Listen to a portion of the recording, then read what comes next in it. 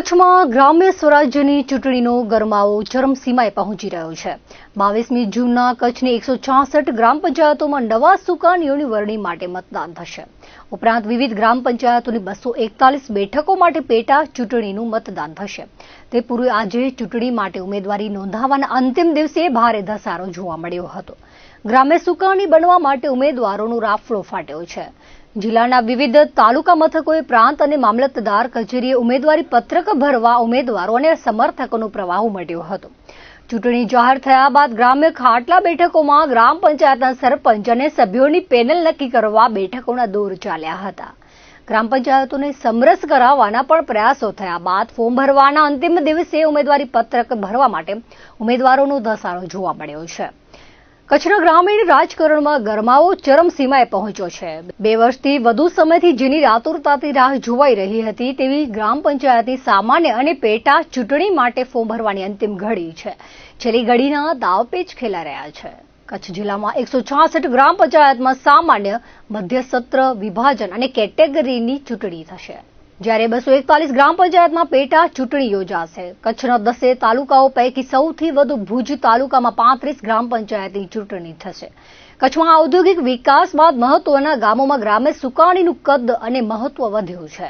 પવનચક્કીઓ અને ઔદ્યોગિક એકમોની આસપાસ આવેલા ગામોમાં પંચાયતનું સુકાન સંભાળવા માટે અનેક દાવેદારો સામે આવી રહ્યા છે। મહત્વના ગામના સુકાની બનવા માટે ઉમેદવારોએ આજે અંતિમ દિવસે પોતાની પેનલ સાથે દાવેદારી નોંધાવી હતી।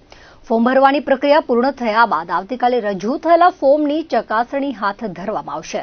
ઉમેદવારો 11મી તારીખ સુધી પોતાના ફોર્મ પરત ખેંચી શકશે। ફોર્મ ખેંચવાની મુદત પૂર્ણ થયા બાદ ચૂંટણી જંગનું અંતિમ ચિત્ર સ્પષ્ટ થશે। જે ગ્રામ પંચાયતો કે બેઠકો બિનહરીફ નહીં થઈ હોય તે માટે 22મી જૂનના મતદાન થશે અને તારીખ 25 જૂનના પરિણામો જાહેર થશે। સમૃદ્ધ એવા માધાપર નવાવાસ ગ્રામ પંચાયતની ચૂંટણીમાં ત્રિપાંખીયો જંગ જામે તેવી સ્થિતિ જોવા મળી છે। ફોર્મ ભરવાના અંતિમ દિવસે 18 સભ્યોની 3 પેનલો દ્વારા ફોર્મ રજૂ કરાયા હતા। આ વખતે માધાપર નવાવાસ ગ્રામ પંચાયતના સરપંચ પદનું રોટેશન બક્ષી પંચનું છે। ઉમેદવારી પત્રક રજૂ કરનારા ગામના પૂર્વ સરપંચ અને પાટીદાર સમાજના અગ્રણી અરજણભાઈ ભુડિયાએ વિગત આપતા કહ્યું હતું કે ગામના વિવિધ સમાજો દ્વારા તેમને ગામના ઉપસરપંચ પદે રહી અગાઉ જે રીતે ગ્રામ વિકાસના કાર્યો કર્યા હતા તેને નવનિર્વાચિત સરપંચ સાથે આગળ વધારવા અનુરોધ કર્યો હતો। તેમણે છેલ્લા 20 વર્ષથી તેમની સાથે રહી ગામ માટે કાર્યરત રહેતા લોકોની પેનલમાં ઉમેદવાર તરીકે ફોર્મ ભર્યું છે। અઢી દાયકા બાદ ગ્રામ પંચાયતમાં ચૂંટાયેલી બોડીનું શાસન આવશે, જેથી ગામના અટકી પડેલા વિકાસના કામો ફરી શરૂ થશે તેવું તેમણે વધુમાં જણાવ્યું હતું। દરમિયાન ગ્રામ પંચાયતની ચૂંટણી માટે ફોર્મ ભરવાના અંતિમ દિવસે ભુજ તાલુકાના ગ્રામ્ય વિસ્તારોમાં ઉમેદવારી પત્રક દાખલ કરવા ધસારો જોવા મળ્યો હતો। ભુજ ગ્રામ્યમાં 29, પંચાયતની સામાન્ય 1, પંચાયતની મધ્ય સત્ર અને 2 પંચાયતની વિભાજન ચૂંટણી યોજાઈ છે। આ ઉપરાંત 36 બેઠકોની પેટા ચૂંટણી યોજાઈ છે। ભુજ શહેર વિસ્તારમાં 3 ગ્રામ પંચાયતોની સામાન્ય ચૂંટણી યોજાઈ છે। ભુજ તાલુકા પંચાયત કચેરી ખાતે ઉમેદવારી પત્રક દાખલ કરવા ઉમેદવારોનો ધસારો જોવા મળ્યો હતો। મિર્જાપર ગ્રામ પંચાયતના સરપંચ પદ માટે 3 ફોર્મ રજૂ થયા હતા। સામત્રા ગ્રામ પંચાયતના સરપંચ પદ માટે 2 ઉમેદવારોએ દાવેદારી નોંધાવી હતી। નારાયણપર પસાયતી ગ્રામ પંચાયતના સરપંચ પદની પેટા ચૂંટણીના મંજુલાબેન પ્રવીણભાઈએ ઉમેદવારી નોંધાવી હતી। પદર ગ્રામ પંચાયતના સરપંચ પદ માટે રાજેશભાઈ આહિરે 8 સભ્યોની પેનલ સાથે ઉમેદવારી પત્રક રજૂ કર્યું હતું।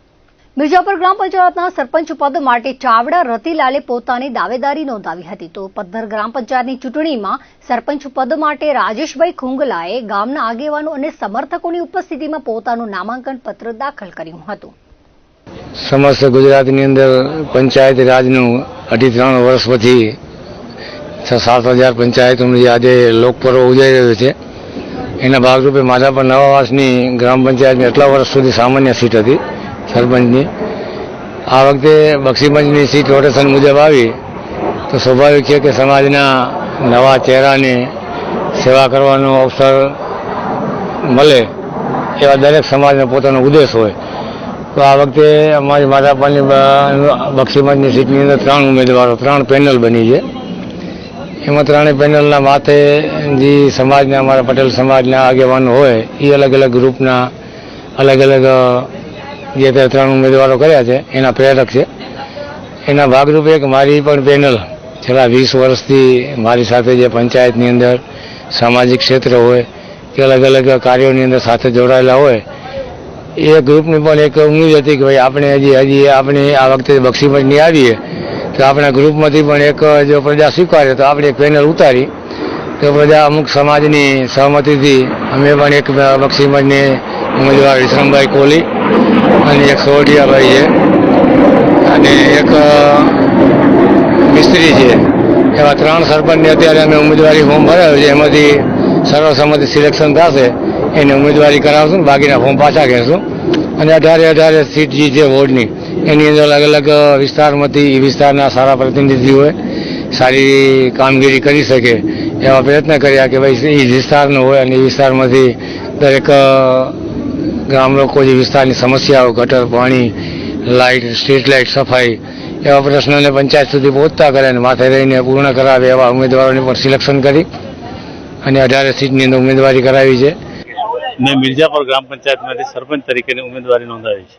એટલે બધાને મારો એ જ સંદેશો છે કે અમારી શિક્ષિત પેનલ છે, આખી એજ્યુકેટેડ પેનલ છે, એટલે ગામનો સર્વાંગી વિકાસ થાય એ અમારી પેનલનો ધ્યેય રહેશે. પેલા પણ અમારા ગામમાં સારા થઈ જાય, 350 મકાન બની જાય ને સારામાં સારા કામ થાય હેરા. ને રાજેશભાઈ હજી સારામાં સારું કરે હેરા.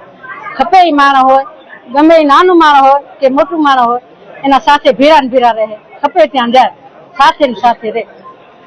વોર્ડ નંબર 4 માંથી હું ફોર્મ ભરું છું અને અમારી સાથે સરપંચ શ્રી રતિલાલભાઈ ચાવડા ઉભા છે અને એના પક્ષ તરીકે અમારી 12ની પેનલ અમે તૈયાર કરી છે, જેમાં બધા એજ્યુકેટેડ અને અત્યારનું જે કહેવાય ને કે અત્યારની પોલિસી પ્રમાણે ગામનું નિર્માણ કેવું હોવું જોઈએ એ પ્રમાણેની જ અમે પેનલ તૈયાર કરી છે. એટલે અમારી પેનલનો માત્ર ધ્યેય જ છે કે અમને મિર્જાપર ગામને એક સુવર્ણ નગરી બનાવી છે. ગામ પદ્ધર, તાલુકો ભુજ. આજે માની લો કે અમારે આમ તો 10ની બોડી છે, અમારા અનુસૂચિત જાતિ અને આદિજાતિ 2 વોર્ડ ખાલી છે. 8 વોર્ડની અંદર અમે ઉમેદવાર અમારા ઉભા કર્યા છે. એની અંદર ડમી શીખે 16 ઉમેદવાર છે અને આપણે 10 તારીખના 8 ફોર્મ પરત ખેંચી લેશું.